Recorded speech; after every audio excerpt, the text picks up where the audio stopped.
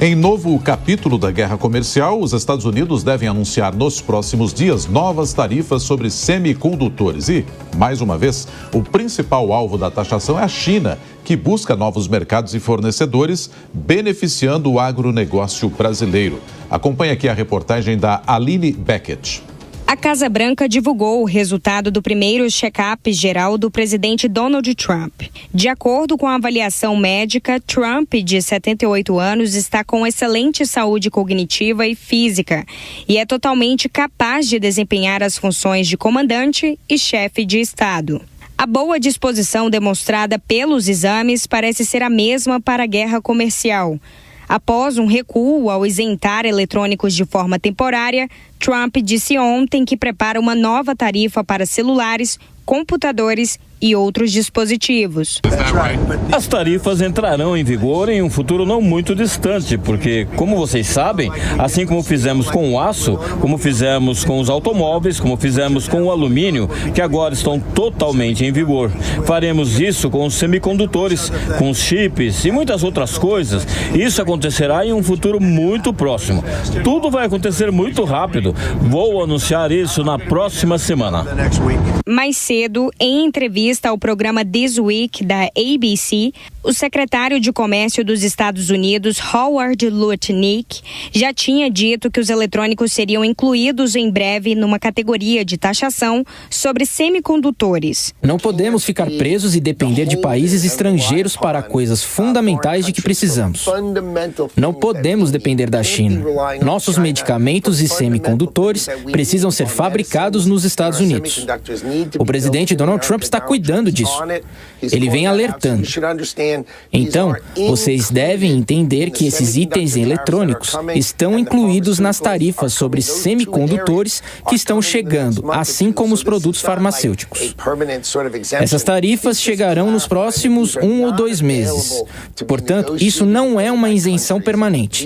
São itens de segurança nacional que precisamos fabricar nos Estados Unidos. A China havia chamado a isenção temporária sobre smartphones e computadores de primeiro passo e pedido aos Estados Unidos que eliminassem todas as tarifas recíprocas. Mas Trump reforçou que ninguém, muito menos Pequim, está livre de taxas e prometeu analisar toda a cadeia de suprimentos de tecnologia para aplicar tarifas específicas.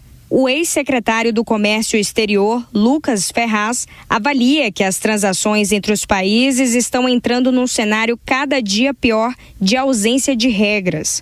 Para Ferraz, que é coordenador do Centro de Estudos de Negócios Globais da FGV, a entrada em vigor da Lei de Reciprocidade ajuda o Brasil a se proteger. Sem esse projeto, a única coisa que o Brasil poderia fazer como membro da OMC é abrir um painel na OMC, mas é evidente a OMC está totalmente enfraquecida, o seu órgão de apelação não funciona e seria totalmente sem efeito. Então eu entendo que foi um passo adiante, eu acho que foi uma medida positiva, correta, mas evidentemente ela tem que ser usada com muita cautela e no caso específico dos Estados Unidos eu entendo que o melhor caminho nesse momento é a negociação. O ex-secretário do Comércio Exterior diz ser difícil prever o final de uma disputa em que Estados Unidos e China não dão sinais claros de que vão baixar a guarda e negociar. A China hoje deixou de ser aquele país que exportava quinquilharias, né? A gente está falando hoje de um país que exporta produtos, né, de alto valor agregado, altamente integrado em cadeias globais, né, de produção.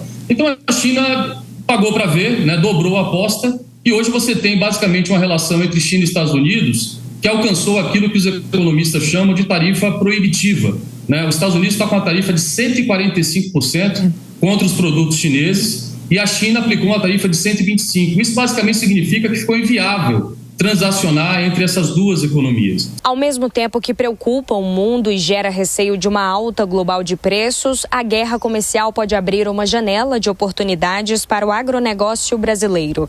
A avaliação é do jornal britânico Financial Times. Em reportagem deste domingo, a publicação avalia que o tarifaço de Trump prejudica os produtores americanos enquanto impulsiona o setor agrícola do Brasil, à medida que Pequim busca na maior economia da América Latina uma gama de produtos, da soja à carne bovina. Segundo o jornal britânico, o Brasil foi um dos grandes beneficiados na primeira guerra comercial entre americanos e chineses, ao se tornar o principal fornecedor de alimentos para a China.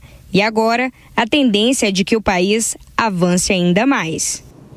E aqui no Jornal da Manhã a gente segue conversando também com os nossos comentaristas de hoje, Deise Ciocari e Cristiano Beraldo. Começar contigo, Beraldo, porque o que a gente percebe aí é que há um conflito aberto mais com a China, efetivamente, ainda que o Donald Trump proponha tarifas para todo mundo, mas me parece que o isolamento chinês talvez seja o objetivo final. E quando as autoridades americanas dizem nós estamos muito dependentes dos chineses, acho que o mundo todo hoje está muito interligado e dependendo um de um país, o outro do outro e por aí vai. E quando se fala em fortalecimento interno, isso também demanda tempo, não é da noite para o dia que você constrói uma industrialização ou uma indústria que possa suprir aquilo que era importado, por exemplo. E na esteira disso, Beraldo, o Brasil poderá aproveitar esse cenário, como destaca aí na parte final a nossa reportagem, especialmente no que diz respeito ao agronegócio. Quer saber que caminho nós vamos tomar para aproveitar isso, não, Beraldo? Pois é, Nonato, o que está em jogo não é simplesmente uma questão comercial.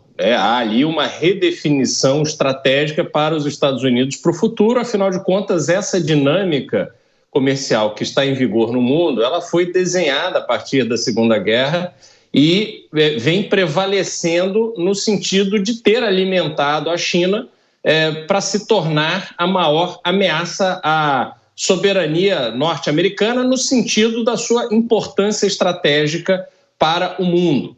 Agora, o Brasil, essa reportagem do Financial Times é uma leitura enviesada de uma situação que, na verdade, coloca o Brasil ainda mais dependente da China, o que é algo para o Brasil muito preocupante, na minha opinião. O Brasil precisa diversificar os seus mercados internacionais ao invés de ficar se entregando, como tem feito, a um único parceiro. A China, inclusive, vem pressionando muito o Brasil para que entre no que eles chamam da nova rota da seda, que basicamente são centenas de bilhões de dólares chineses que estão sendo investidos em países onde a China tem interesse comercial para que ela domine a infraestrutura. O Brasil não pode se submeter a isso. Então, tem coisas bastante mais amplas do que simplesmente esse aspecto mais barulhento da disputa comercial que agora está sendo travada a partir dos Estados Unidos com a imposição dessas tarifas.